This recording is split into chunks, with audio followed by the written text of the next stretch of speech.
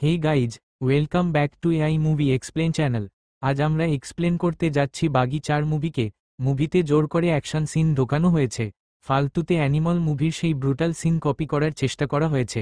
বাকি অ্যাকশন সিনগুলোও ফালতুই লাগে, তবে অ্যাকশন সিন বাদ দিলে এর স্টোরি হার্ট টাচিং। যদি অ্যাকশন সিনগুলো সাইড করে মুভিটা এনজয় করো তাহলে ওয়ান টাইম ওয়াচেবল মুভি বটে। তো এখন ফুল স্টোরি জানার জন্য ভিডিওটা এন্ড পর্যন্ত দেখো। আর যদি ভিডিওটা ভালো লাগে তাহলে এমন মুভি এক্সপ্লেনেশন ভিডিও দেখতে চাইলে ভিডিওতে লাইক দাও আর চ্যানেলটা সাবস্ক্রাইব করো। এখন আর টাইম নষ্ট না করে সরাসরি স্টোরি এক্সপ্লেন করি। স্টার্টিংয়ে একটা ট্রাক রনির গাড়িকে ধাক্কা দেয়। গাড়ি সোজা গিয়ে রেলওয়ে ট্র্যাকে পড়ে যায়। রনির অনেক আঘাত লেগেছিল। ট্রেন আসতে দেখে সে হাসছিল, যেন নিজেই মরতে চাইছে। কিন্তু রনিকে সেখান থেকে বাঁচিয়ে হাসপাতালে আনা হলো। ডাক্তাররা অনেক চেষ্টা করে রনিকে বাঁচালো। রনির প্রাণ বেঁচে যায় কিন্তু সে কোমায় চলে যায়। রনির ভাই জিতু প্রার্থনা করছিল যেন সে ভালো হয়ে যায়, কিন্তু রনি 6 মাস পর্যন্ত জ্ঞানই ফেরে না। 6 মাস পর রনি জ্ঞান ফিরে পায়। এখন রনি তার ফোনে আলিশার ভিডিও দেখে কাঁদছে। আলিশা মারা গেছে, তাই সে তখন বাঁচতে চাইছিল না আর এখনও শুধু মৃত্যুর অপেক্ষায় আছে। রনি পুরনো স্মৃতি মনে করে অনেক কষ্ট পাচ্ছে। এমন সময় সে দেখে নিচে কিছু লোক ডেড বডি নিয়ে যাচ্ছে। রনির মাথা পুরো নষ্ট হয়ে গেছে। সে বুড়ো মানুষের মৃত্যুকে যশনের কারণ বলতে থাকে। শোক তো তখন হওয়া উচিত যখন কোনো তরুণ মারা যায়। তখন ওই লোকেরা রনিকে মারতে যায়, কিন্তু রনি উল্টে তাদের হাড় ভেঙে দিল। জিতু ওপর থেকে মজা করে দেখছিল যেন এটা রনির ডেইলি কাজ। পরে রনিকে তার সাইকিয়াট্রিস্ট ডাক্তারের কাছে নিয়ে যাওয়া হয়। এখানে আমরা জানতে পারি রনির হ্যালুসিনেশন হয়। গতকাল সে একা একাই লড়ছিল, আশেপাশে কেউই ছিল না। কোমা থেকে বেরোনোর পর রনি নিজেরই এক দুনিয়ায় বাঁচতে শুরু করেছে। না ঘর পরিষ্কার রাখে, না পরিষ্কার কাপড় পরে, অদ্ভুত কথা বলে আর সবসময় একা থাকে। রনি তার গত রাতের ভিডিও দেখে রিয়ালাইজ করে যে তখন আশেপাশে কেউই ছিল না। সে কনফিউজ হয়ে সেখান থেকে বের হয়ে যায়। তখন ডাক্তার জিতুর কাছে রনির শৈশব বা কোনো প্রেমের ব্যাপার জানতে চায়। হয়তো তার প্রভাব এখনও রনির ওপর আছে। কোমা থেকে ফেরার পর থেকেই রনি কোনো আলিশার কথা বলে যাচ্ছে, অথচ এমন কোনো মেয়ে আছেই না। যদি থাকতো তাহলে জিতুর তো জানা থাকতো। এদিকে রনি আলিশার কবরের পাশে বসে কাঁদছে। রনির কাছে আলিশা কোনো হ্যালুসিনেশন না। রাতে বাড়ি ফিরে দেখে জিতু ওর জন্য অলিভিয়াকে পাঠিয়েছে, যেন সে রনিকে খুশি করে।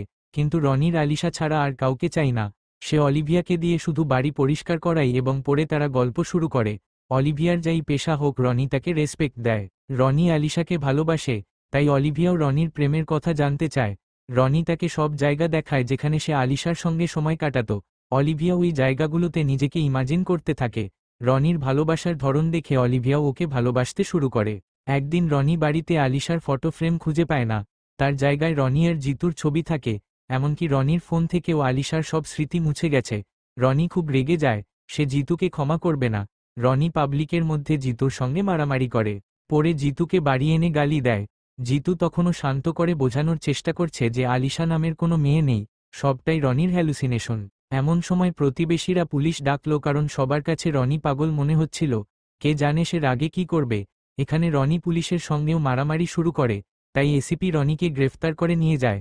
থানায় জিতু এসিপিকে পুরো ঘটনা বোঝাতে থাকে, কিন্তু রনি তখনও রেগে আছে কারণ তার কাছে আলিশা সত্যিই ছিল। রনি রাগে নিজের হাতকড়াই ভেঙে ফেলে। এসিপি তখন রনিকে নিজের কথা বলার সুযোগ দেয়।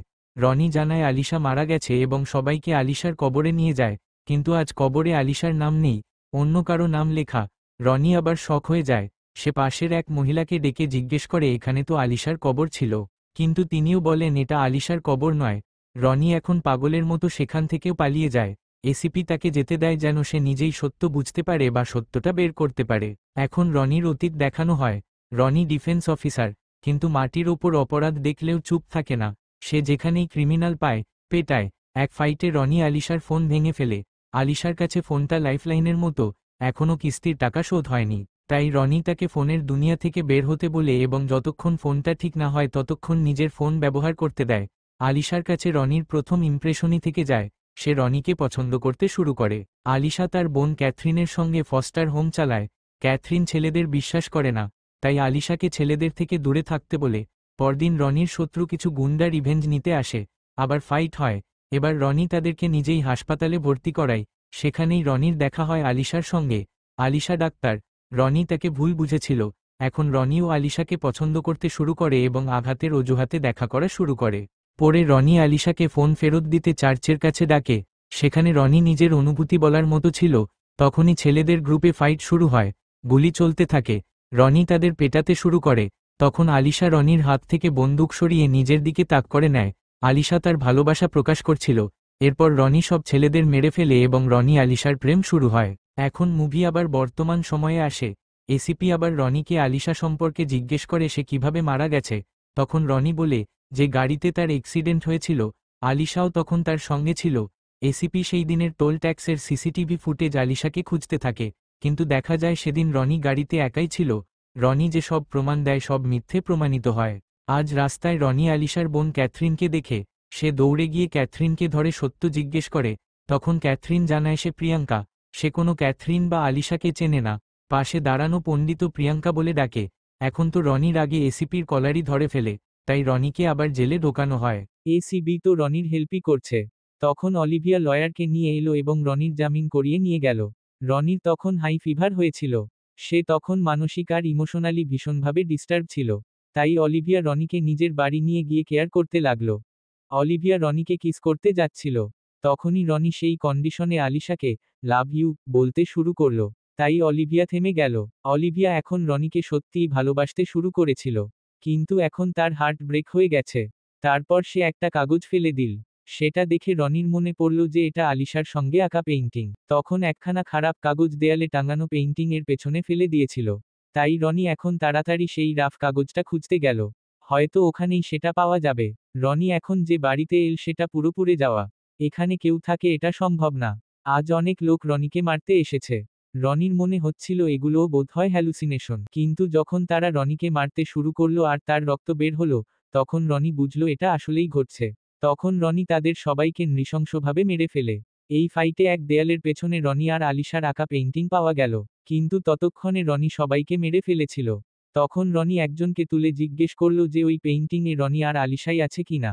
এখন রনি ভাবতে লাগলো এত শক্তিশালী লোক কে হতে পারে, যে রনির চারপাশের সবাইকে কিনে নিয়েছে, যাতে রনিকে ভেঙে ফেলতে পারে। আর এমনটা কেন করবে? রনি এখন বাড়িতে গিয়ে জিতুর সঙ্গে কথা বলতে চাইল। কিন্তু জিতু বাড়িতে ছিল না। সেখানে আলমারিতে অনেক টাকা আর বন্দুক রাখা ছিল। এগুলো দেখে প্রমাণ হয়ে গেল জিতুও রনিকে পাগল বানাতে চেষ্টা করছে।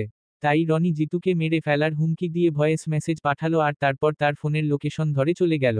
এখানে গুন্ডারা জিতুকে খুব মেরে বেঁধে রেখেছিল। রনি পৌঁছাতেই জিতুর গলায় ফাঁসি লাগানো হলো। জিতু রনিকে এখান থেকে পালাতে বলছিল।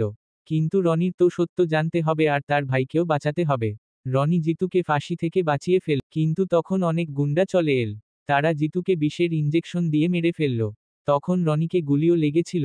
সে আবার জিতুকে সামলানোর চেষ্টা করছিল। এই সুযোগে গুন্ডারা পালিয়ে যায়। মরার আগে জিতু বলল, সে সব নাটক করছিল রনির প্রাণ বাঁচানোর জন্য। না হলে ওরা রনিকে মেরে ফেলত। আর তারপর জিতুর মৃত্যু হয়। পরের দিন পুলিশ জিতুর ডেড বডি খুঁজে পেল আর তার ফোনে রনির পাঠানো মেরে ফেলার হুমকির মেসেজ। এতে প্রমাণ হয়ে গেল রনিই তার পাগলামিতে জিতুকে মেরেছে। এখন পুলিশ রনিকে খুঁজতে খুঁজতে অলিভিয়ার কাছে পৌঁছল। অলিভিয়া বোঝানোর চেষ্টা করল যে রনি তার ভাইকে মারতে পারে না। কিন্তু এসিপি বিশ্বাস করল না। তখন অলিভিয়া রনিকে ফোন করে লুকিয়ে থাকতে বলল। এদিকে রনি তার অ্যাক্সিডেন্টের দিনের কথা মনে করতে লাগল। সেদিন সে আলিশার সঙ্গে যাচ্ছিল। আলিশা তার বোন ক্যাথরিনের ব্যাপারে কিছু বলতে যাচ্ছিল। তখনই তাদের গাড়ির অ্যাক্সিডেন্ট হলো আর আলিশা তখনই গাড়িতে মারা যায়। তাই তখন রনি ট্রেনকে নিজের দিকে আসতে দেখে খুশি হচ্ছিল। তারও তো তখন আলিশার সঙ্গে মারা যাওয়ার কথা ছিল। এখন প্রেজেন্টে রনি ডাক্তারের কাছে এলো। ডাক্তারও তো রনিকে পাগল প্রমাণ করতে ব্যস্ত ছিল। কিন্তু কেউ একজন ডাক্তারকে মেরে ফেলেছে। এখন এই দোষও রনির ওপর চাপানো হবে। তারপর রনি ক্যাথরিনকে পণ্ডিতের অজুহাতে ডেকে আনে আর চারপাশে আগুন লাগিয়ে সত্য জানতে চায়। ক্যাথরিন জানালো তাকে হুমকি দেওয়া হয়েছিল। যদি সে এমনটা না করত তাহলে ওরা সেই সব বাচ্চাদের মেরে ফেলত যাদের সে সামলাচ্ছিল। তখন আবার ওই গুন্ডারা এসে গেল যারা জিতুকে মেরেছিল। এবার তারা ক্যাথরিনকে মারতে এসেছে। আজ রনি তাদের সঙ্গে লড়ে ক্যাথরিনকে বাঁচিয়ে দিল। কিন্তু কাউকেই ধরতে পারল না। এখানে রনির হাতে মেইন ভিলেনের ফোন এলো। তাতে অলিভিয়ার অনেক মিসড কল ছিল। মানে অলিভিয়া ওদের জন্যই কাজ করছে। সে রনিকে প্রতারণা করছে। এখন রনি অলিভিয়ার কাছে গিয়ে সত্য জিজ্ঞেস করল। অলিভিয়া ওদের হয়ে কাজ করত বটে, কিন্তু এখন সে বদলে গেছে। তখনই গুন্ডারা এসে অলিভিয়া আর রনিকে মারতে চেষ্টা করল। এই ফাইটে রনির কিছু হয়নি। কিন্তু অলিভিয়া রনির প্রাণ বাঁচাতে গিয়ে মারা গেল। অলিভিয়া মারা যাওয়ার আগে রনিকে জানালো যে আলিশা বেঁচে আছে। আলিশা মাসখানেক আগে সেই অ্যাক্সিডেন্টে মারা যায়। রনি সত্য জানার জন্য এখন সেই কবর খুঁড়ে দেখে। কফিনের মধ্যে শুধু পাথর ভরা ছিল। সেখানে কোনো ডেড বডি ছিল না। এখন আলিশাকে মুভির মেইন ভিলেন চাকুর কাছে দেখানো হলো। চাকু আলিশাকে বন্দি করে রেখেছে। সে আলিশাকে বিয়ে করতে চায়। তারপর চাকু নিজের এক্স প্রেমিকা অদিতিকার কথা বলতে শুরু করলো। অদিতিকা হুবহু আলিশার মতো দেখতে ছিল। একই বয়সী ছিল আর চাকুকে ভীষণ ভালোবাসত। আলিশা আর অদিতিকার পার্থক্য হলো, অদিতিকাও চাকুর মতন নৃশংস ছিল। সেও মানুষকে নির্মমভাবে মেরে ফেলত। অদিতিকা চাকুকে বিয়ে করতে চাইত, যদিও জানত চাকু তার চেয়ে অনেক বড়।